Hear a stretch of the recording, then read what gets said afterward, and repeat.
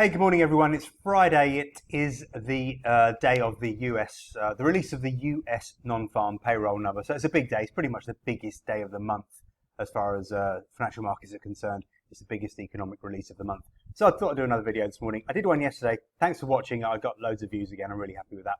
I gave you some trade ideas. And after that, I thought, you know what? I haven't traded over the summer. I get lazy. I go through periods where I don't trade. I'm quite lucky. I don't need to trade, so I kind of only do it when I want to. I had my kids with me over the summer. They've gone back to school, of course. So I thought, right, you know what? I'm going to do this FTMO challenge. Is it FTMO? I think that's what it's called. FTMO, yeah. So I've never done one of these funded trader accounts. So I thought I'd do one for a bit of fun. So I subscribed yesterday. I think it's about 500 quid. You get so it's a demo account when you start off. So I've got a deposit of £100,000, and I think the object of the game for me, I've got to make £10,000, so I've got to make 10%.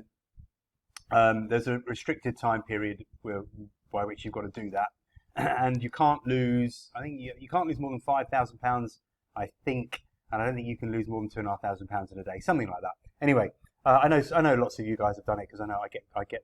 Well, actually, a lot of my subscribers do this. They come to me and say, "Hey, I've just signed up for one of these challenges. I want to get funded," and then they ask me to help them, and a lot of them actually have. And they have actually managed to get funded. So I'm pleased to have helped them.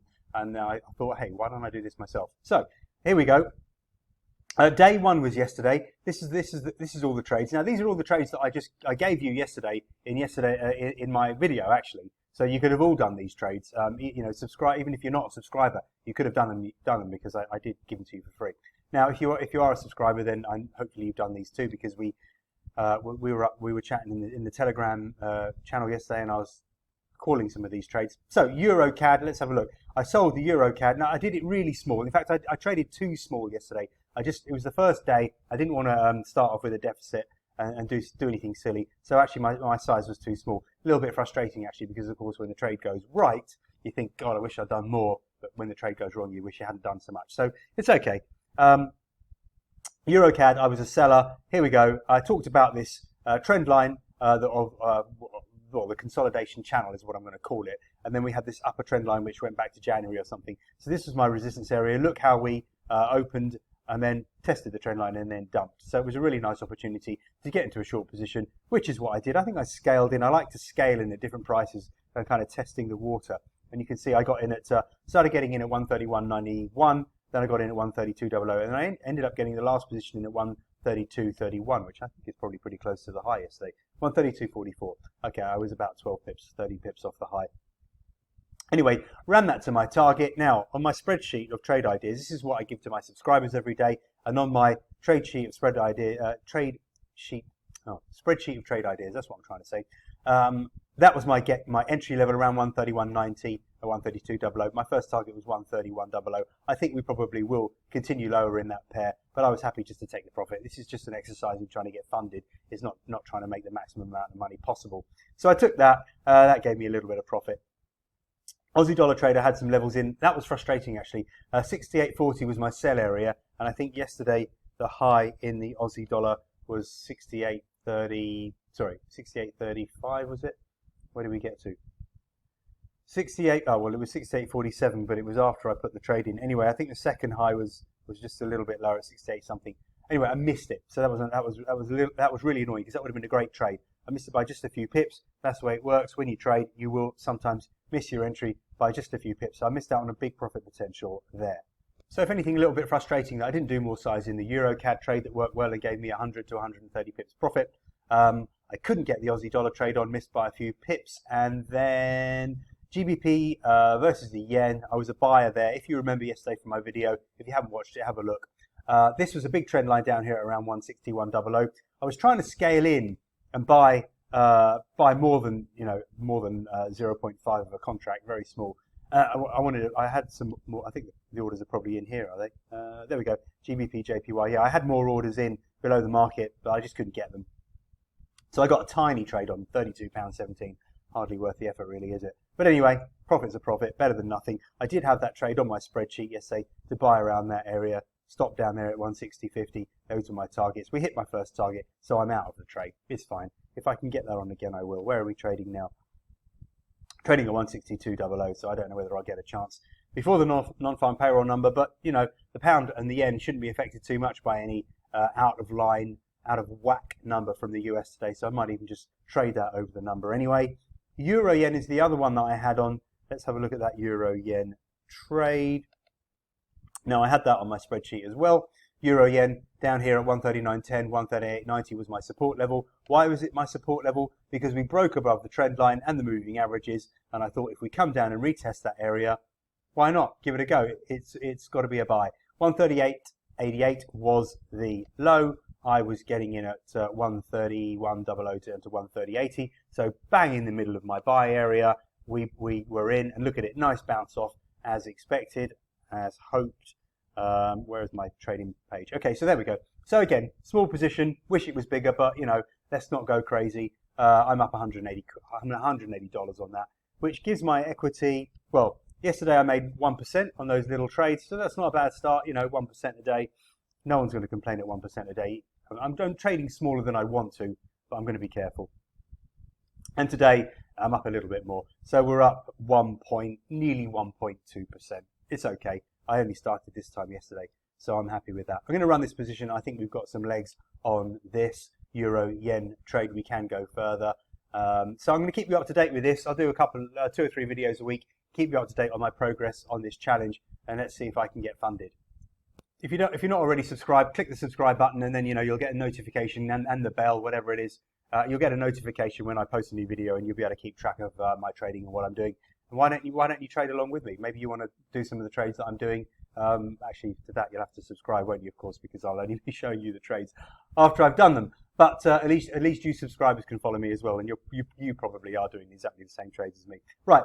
We'll look at some markets. Dollar yen. Dollar yen broke higher. I wondered whether this pause would create a double top. I didn't actually trade that, as you know from yesterday's trades. I didn't bother. It just didn't seem worth the risk. I was waiting for a negative candle to give me a clue as to whether that would be a double top or not, but we didn't get the negative candle. We've broken higher, so dollar yen looks like we're going to keep going. That's good reason for me to hold the euro yen trade as well. It looks like the yen is now about to embark on the next leg lower in the bear trend. What can I show you? Dollar index has also broken higher.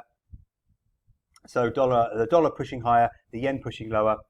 It does indicate that dollar yen pair will continue to push significantly higher. Obviously, the dollar index will need to close the week above sort of 109.30, which is the previous high.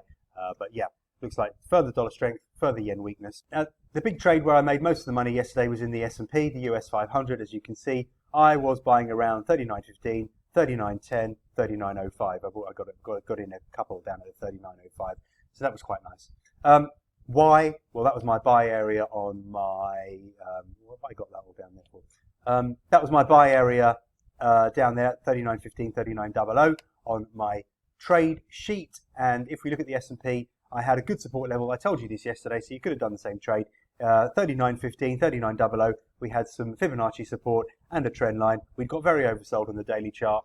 I thought, what the hell? Give it a go. And actually, it tied in really quite nicely with the NASDAQ, which also had a good support level. Now, if you bought in here, you've done really well. I had this as a buy level, as a support level on my trade ideas, on my daily report.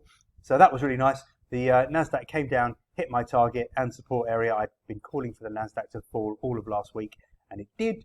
And this week, and it did. Now we've got a minor bullish candle there with a long lower wick, and we've got a hammer with a green body. If I remember correctly, we've got one on the S&P as well, haven't we?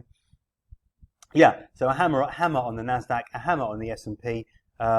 So that was perfect. Both markets hit the support levels, bounced off, easy buy, no stress. We never broke out of the buy range, and we bounced off nicely. So, you know, it works perfectly. So this was the main contributor to my wins yesterday: 284, 280, 260, whatever that is, nearly 900 quid, 800 quid, whatever you want to call it, to $800 rather, towards my profit of $1,005 yesterday. So, you know, I'm happy with that.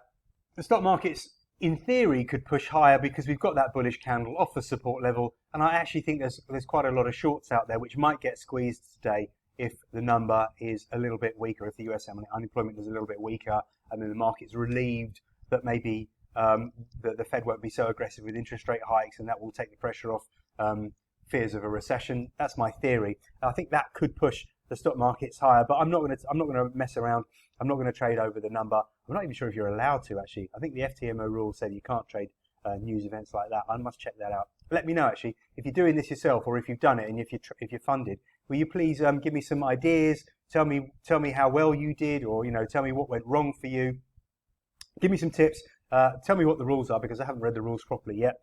Any comments and any help from you would be massively appreciated. And if you want to know, if you've got any questions for me about this challenge as well, let me know. So, where are we up to now? 190 as I speak, getting up towards that 1.2% profit on the week. And I'll leave these trades in because these are non-dollar trades, so I don't mind getting into them again. But I think I'll take this US 500 out because I don't want to get caught the wrong side of a trade on a wildly out of line non-farm payroll number. Okay, I think that's it for me for today. If you want to follow me, if you want to do the trades that I'm doing, if you want to get this cheat sheet every morning, then just go to my website, which, as you probably know, is daytradeideas.co.uk. If you want the cheat sheet, if you want what I call the cheat sheet with all the best the best trade ideas of the day, if you want that delivered to you by email, you've got to go for the gold membership package, and you'll get that around 4 or 5 a.m. UK time, so well in time for the European Open. That's the one you want to get the gold membership. And then you can trade along with me. Maybe you want to sign up for one of the funded account challenges and do one yourself with me. If you do that, let me know. Send me a note in the comments box to say, hey, I've decided to join you and do that, and subscribe, and then you and I can communicate directly as well. If you sign up for that, you get my email address, you get my phone number, you get my WhatsApp, and you also get to join my Telegram group with updates during the day. So we can chat about the challenge if you do join me on that. Okay, that's it for today. Please like, please subscribe, please hit the bell, do all that YouTube stuff to keep in touch with me, and you'll know when I'm updating my my trades that I've been doing on this. Have a great weekend. I may do a weekend webinar if I feel like it, but as I'm doing this FTMO challenge thing, I may decide to wait and just do updates during the week next week as I do the trades. Okay, have a great weekend. Good luck today if you are trading over the non-farm payroll number. Be careful.